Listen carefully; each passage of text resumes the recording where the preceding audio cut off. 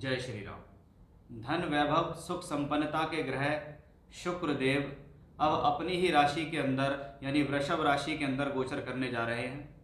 19 मई 2024 से लेकर 12 जून 2024 तक शुक्र अब वृषभ राशि में गोचर करेंगे, जहां पर पहले से ही धन के कारक ग्रह गुरु विराजमान हैं, सूर्य भी विराजमान है और 31 मई 2024 के दिन बुध ग्रह भी वहां पर आ जाएंगे। यानी वृषभ राशि के अंदर 4 ग्रहों की युति बनेगी।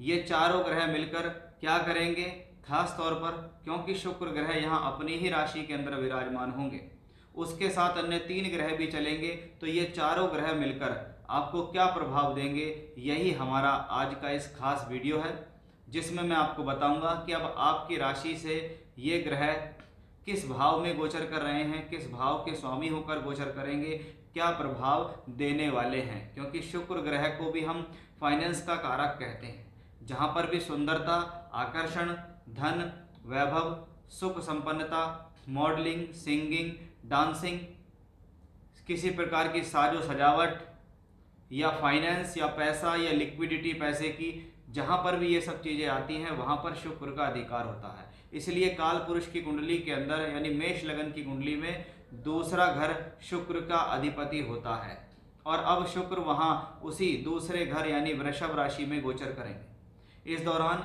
शुक्र ग्रह 3 नक्षत्र कृत्तिका, रोहिणी और मृगशिरा में गोचर करेंगे, जिनके स्वामी क्रमशः सूर्य, चंद्र और मंगल हैं। जहाँ रोहिणी में तो चंद्रमा को उच्च ही माना जाता है, क्योंकि चंद्रमा भी वृषभ राशि में उच्च के होते हैं और रोहिणी नक्षत्र उनका प्रिय है। इसलिए शुक्र ग्रह का वृषभ में जाना जीवन में सुंदरता, आकर्षण, साथ ही साथ किसी प्रकार की लग्जरी को बढ़ाने वाला होता है। शुक्र ग्रह वाहन का कारक है, तो जीवन में इस चीज को भी फल देगा। इस दौरान भले ही शुक्र ग्रह सूर्य द्वारा अस्त होंगे, लेकिन यहाँ पर ग्रह का अपनी ही राशि में जाकर अन्य ग्रहों के साथ मिलना इस शुक्र के अस्त होने के फल में भी कमी करेगा। यानी यहाँ शुक्र अस्त होकर भी अच्छे फल देने में सक्षम होंगे। जिन लोगों को अपने जीवन में सूर्य, गुरु, शुक्र या बुध से संबंधित दशाएं चल रही हैं, उस पर इनका खासा प्रभाव होगा। अगर आपकी कुंडली के अंदर वृषभ राशि के अंदर कोई प्लेनेट बैठे हैं, तो वो प्लेनेट कहीं ना कहीं कृत्तिका, रोहिणी और मृगशिरा नक्षत्र में ही होंगे और उन्हीं के ऊपर इन ग्रहों का ट्रांजिट भी रहेगा, तो ये आपके लिए और ज़्यादा खास हो जाता है। जहां हम गुरु, शुक्र और बुध की एक बात करते हैं, शास्त्र कहता है गुरु, शुक्र, बुध एक साथ हों या एक दूसरे से केंद्र त्रिकोण भाव में बैठे हों, तो ये सरस्वती योग है। वहीं गुरु और शुक्र की, बुध की युति कुछ शास्त्रों में कलानिधि योग एवं गुरु और शुक्र को लेकर लक्ष्मी नारायण योग भी कहा जाता है। तो इस योग का फल भी कहीं ना कहीं आपको मिलता है, क्योंकि ये चारों ग्रहों का संबंध शुक्र के साथ मिलकर, क्योंकि शुक्र यहाँ अपनी ही राशि में होंगे। ये वृषभ राशि है जो कि काल पुरुष की दूसरी राशि पृथ्वी तत्व की राशि कहलाती है, अर्थ त्रिकोणी राशि है और अर्थ त्रिकोणी राशि का सीधा संबंध जीवन में बनता है आपके फाइनेंस को लेकर। अब हम जानते हैं कि ये इतने सारे प्लैनेट एक साथ मिलकर आपकी राशि में क्या फल देंगे, किन लोगों पर इसका खास फर्क होगा, वो भी मैंने आपको बताया है। उपाय के तौर पर देखें तो सभी राशियों के लिए उपाय कॉमन है कि अगर आप अपने शुक्र ग्रह को बली करना चाहते हैं, सूर्य से अस्त होने के बाद भी उसमें अच्छा रिजल्ट चाहते हैं, तो ऐसी स्थिति में आप प्रति शुक्रवार के दिन माता के मंदिर में जाकर गुलाब के फूल की माला माता को अर्पित करें, उनको सिंदूर अर्पित करें, उनको सफ़ेद रंग का प्रसाद अर्पित करें। उनके सामने खड़े होकर आप श्री सूक्तम का पाठ कर सकते हैं या रोजाना के समय में आप निर्वाण मंत्र ओम ऐं ह्रीं क्लीं चामुंडाय विचे, इसका भी रोजाना माला से जाप कर सकते हैं। प्रतिदिन आप चाहें तो श्री सूक्तम व निर्वाण मंत्र की माला का जाप इस दौरान करेंगे तो आपके लिए फायदेमंद होगा। ये तो था सभी राशियों के लिए कॉमन उपाय, जिसको कोई भी कर सकता है। अब हम देखेंगे आपकी राशि पर इसका क्या प्रभाव होने वाला है। वो प्रभाव आपके लिए सकारात्मक है या नकारात्मक है, क्या सावधानी आपको रखनी है, किन क्षेत्रों में आपके साथ बेहतरी हो सकती है, उसके बारे में हम विस्तार से चर्चा करने वाले हैं।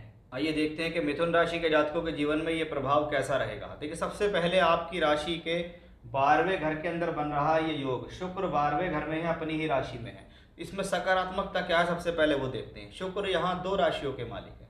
पहली राशि पंचम भाव में पड़ती है, दूसरी राशि 12वें घर में पड़ती है। अब पंचम भाव का मालिक अगर 12वें घर में जाके स्वराशि हो जाए तो ये समय शिक्षा, विद्या, बुद्धि के लिए ठीक है। ऐसी स्थिति में हर बार देखा जाता है कि शिक्षा करने के लिए आप घर से दूर जाते हैं, विद्या प्राप्ति के लिए आप घर से दूर जाते हैं, पढ़ाई करने के लिए किसी दूर स्थान से कनेक्शन बन सकता है आपका, जिसमें जाकर आपको किसी न किसी प्रकार से फायदा मिलेगा, क्योंकि वो ग्रह शुभ है।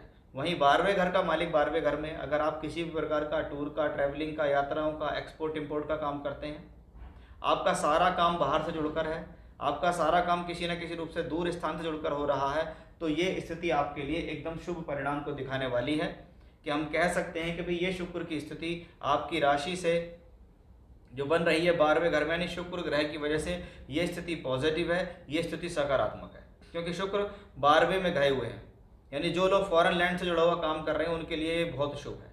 जो लोग चाहते हैं हमारा वीज़ा लग जाए, मैं विदेश चला जाऊं, या ऐसा कुछ काम करना चाहते हैं, तो उनके लिए शुभ है। अब इनको सहयोग दे रहा है सूर्य, क्योंकि सूर्य तीसरे घर का स्वामी है।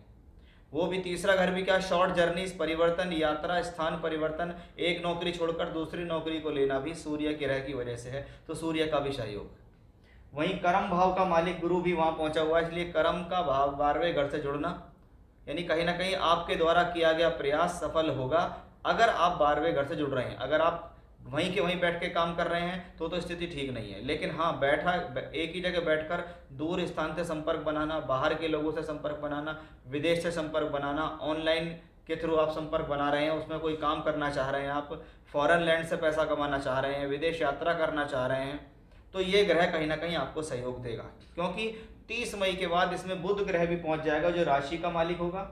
और चौथे घर का मालिक, चौथा घर का होता है घर का सुख होता है, उस घर के सुख का मालिक भी वहाँ, यानी कहीं ना कहीं ये सारे प्लैनेट्स कहते हैं कि या तो आप इस दौरान घर छोड़ेंगे, या कुछ समय के लिए घर से दूर जाएंगे, कुछ समय के लिए परिवार से दूर रहना पड़ेगा, या एक लंबे समय तक विदेश में जाके काम करने का मौका मिलेगा। वो तो डिपेंड करता है आपकी दशाएं कैसी चल रही हैं। अगर आपकी दशा में विदेश योग बन रहा है तो ये वो राइट टाइम होता है जिसमें आप विदेश के लिए अप्लाई करते हैं और आप विदेश चले जाते हैं और लंबे समय तक विदेश में रहते हैं।